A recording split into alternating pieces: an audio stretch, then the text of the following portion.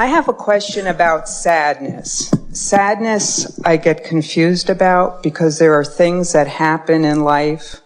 I have a son going to Iraq in the summer. And also when you have close friends, I know it's not a death, but missing them, missing their physicalness and missing their friendship, I just feel like the sadness has to come out, but that doesn't feel good, so I get confused about sadness. It's an interesting emotion, isn't it? There are a number of things that we want to give you here. This is a very good place to begin, because we talked just a little bit ago about if there is a condition that you can't change, and when you focus upon the condition as it is, it causes you to feel uncomfortable, as in this case sad, then you're sort of just stuck with sad, aren't you? In other words, you can't do anything about it. You can't change it. So, is there an alternative? Is it possible for a condition to remain static and your response to it to change? It's a big question. It's a question that when we find the answer, will set you free. I want to say I know I can't control the situation, but there's that, my son's going far away. We are going to be blunt and bold first, and then we'll try to make up for it later.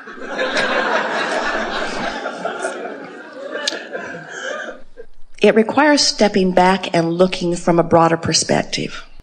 That's always what coming into alignment with source energy is, in fact. So we talked about this current and how this current's moving toward who you really are, no matter what. So focus for a little bit on your son's going far away and feel the discomfort of that within you. In other words, truly an upstream thought. And you can amplify that by saying, not only is he going far away, but it is a uncomfortable at best, dangerous at worst condition, more and more upstream. So now, is there anything that you could say that takes some of the stress out of that for you? In other words, can you talk about this situation in a way that causes you to relax and begin moving with the current a bit? Mm-hmm. Try. My belief system tells me that we all have our own paths to walk and our lessons to learn, and for some reason he needs to go there for the bigger plan that I could never grasp. So that helps me when I see people doing things. I just say that's part of their learning. Now, when you say that, initially, does it give you any sense of relief? Yes. So, potentially, if you can get a little bit of relief from a statement like that, then if you could continue to reach for better feeling statements, potentially you could line up with this in a way that you could maintain your feeling of well-being regardless of the condition. Does that seem possible? Yeah, but there's always the danger part. I see him all right, and I put the light around him, and I pray to keep him safe, but the reality is just difficult. Well, it is difficult to say the least, but this is an opportunity for you to discover some resources that you don't often tap into. We've noticed that for most people, you can be pretty sloppy in your thinking and get by pretty darn well, because the well-being of who you are and the well-being of your environment and the well-being of all that is so pervasive. As you look around your planet at the well-being that exists in comparison with the pockets of not well-being, it's just an extraordinary ratio. This is the thing that we so much want you to hear. Oh, you're really going to like this. You think, or at least we will. You think that you feel bad because you can't control the experience of your son. But we want to project to you that the reason that you feel bad is because the source energy part of you sees him one way, and in your worry, you are contradicting that aspect of your own self. In other words, through life, you have given many rockets of desire relative to him. He's been in your vibrational escrow again and again and again and again on so many different subjects. So you have this vibrational relationship with him that the source energy part of you knows and has become. And when you think thoughts that contradict that, you don't feel so good. When you think a thought like, I am not worthy, that thought is a debilitating thought because it is so contrary to how your source feels about you.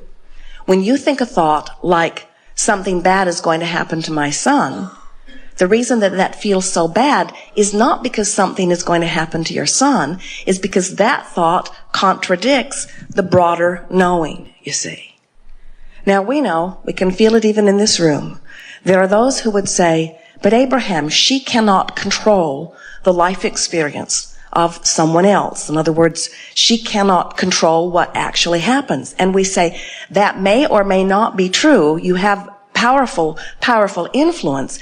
But the sadness that you're talking about is not because something's going to happen to your son. The sadness that you are experiencing is because you're contradicting your own thought on a subject. In other words, it's not different than taking a club and beating yourself about the head. It's painful in the same way. You cannot think thoughts in opposition to who you really are and what you really know without causing discomfort within you. And somehow that's just got to be helpful. Now we know there are parents who would say, but I worried about my son and he did die. But we want to say to you, there are billions of parents who have had billions of worrisome, sleepless nights over things that never happened. They just used it as one more excuse for one more moment to keep themselves from flowing with the energy that is truly the source energy that is you. In other words, we want to find a way to explain to you that negative emotion is always about the same thing. It's about you taking a subject and activating it within you in such a contrary way to who you really are and what you really know, that you're using that subject as your temporary excuse to just pinch yourself off from the life force that would be there otherwise. You got this rip-roaring stream going, life's going along very well. You've become the source energy part of you is all frisky and bushy-tailed over there, bright-eyed, just in love with life, so in love with life because of all that you've been living, just lapping it up. The energy's moving, the river's flowing, and then you find this debilitating thought and you focus upon it. Oh, what an incredible, uncomfortable experience, you see. And so then people say, well, you can't promise her that nothing will happen. And we say, we can promise you that if you will stay in vibrational alignment with who you are, you'll feel good. And we can promise you that your son will have his own life. And we can promise you that your son is tuned in, tapped in, turned on. We can promise you that it is not his intention for something negative to happen to him. We can promise you that while you do not have creative control over what happens to him, you do have creative control over how you feel in the moment. This is a wonderful opportunity. In fact, one that the two of you chatted about before any of you got here.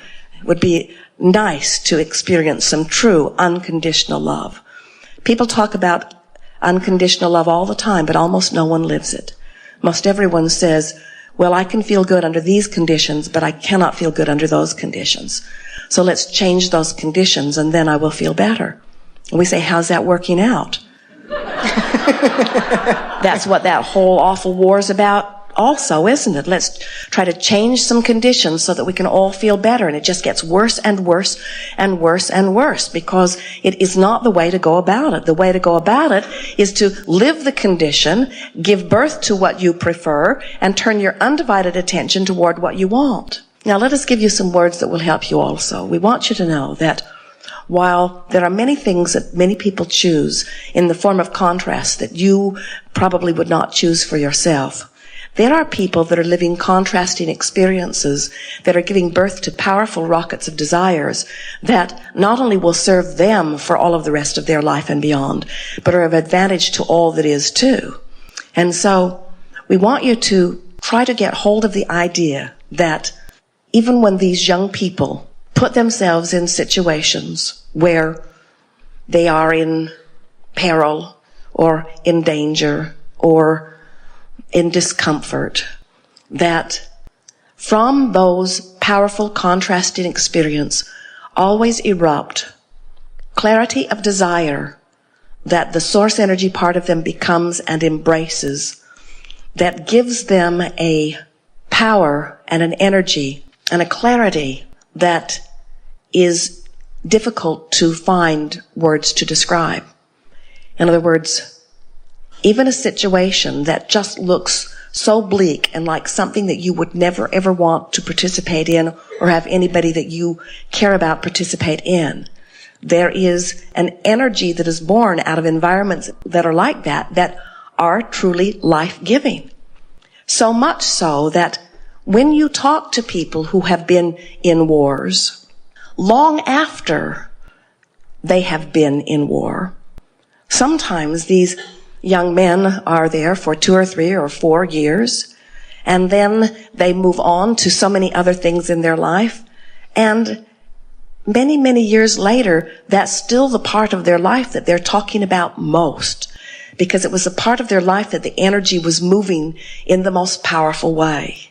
So as you step back as a mother or as someone who cares, and you acknowledge, I would not deprive my child of an opportunity to give birth to rockets of desire. I would not deprive my child of an opportunity to fulfill his own intentions or live his own dreams. And while I cannot understand why he chooses as he chooses, I can feel the energy that is surrounded. I can feel the resolve within him. I can feel the alignment with his intention that is within him. I can feel the clarity of his being. And so, as you step back and try to view him and his decision through the eyes of your own inner being, you will find yourself being in a position where you would not try to prevent him from doing that even if you could, because you realize that in all life there is contrast, and in all contrast there is a summoning of energy. And so now what you wish for him is not that he does not go. What you're wishing for him is an alignment with his resolve. You want him to get tuned in, tapped in, turned on. You want this desire that is within him and the energy that is pulling through him to give him the power and the clarity and the stamina for all that he will need. He will be more alive during that time than he will ever be in his entire lifetime. Would you deprive him of an opportunity of all of that life running through him? You see what we're getting at? Yes, I do. So then, now all you have to deal with is your sadness or your worry, and that is only a product of whether you choose an upstream thought or a downstream thought. You have control over the way you feel. So what you want to begin to say is, the majority of the worry that I've put myself through relative to this or anything has been because of my choice of thoughts, even more so than it has been because of my observation of conditions. The hardest thing about a war like this, the hardest thing is for the parents, because the kids are over there, they've got the energy being pulled through them, and so they are being given this life force, this extra clarity, this extra strength. In other words, most of them, as you visit with them, do not want to stop doing what they're doing. They're caught up in the energy stream of all of that, you see. And so it's the parents that are not there, that don't have the benefit of all that energy pulling through them, that are experiencing the greatest discomfort in all of that. And when you finally realize that you don't get to choose for anyone what they do, they are creating their own experience, but that you do get to choose whether you line up with your own desires relative to something or not, and you begin to practice the direction of your own thought, you're going to discover that you can actually tap into the energy stream of your own source energy and actually feel the same elation that you might feel if you were there with all of that energy being called through you. Every situation in the world, you could look at any situation and you can call it awful or you can call it beneficial.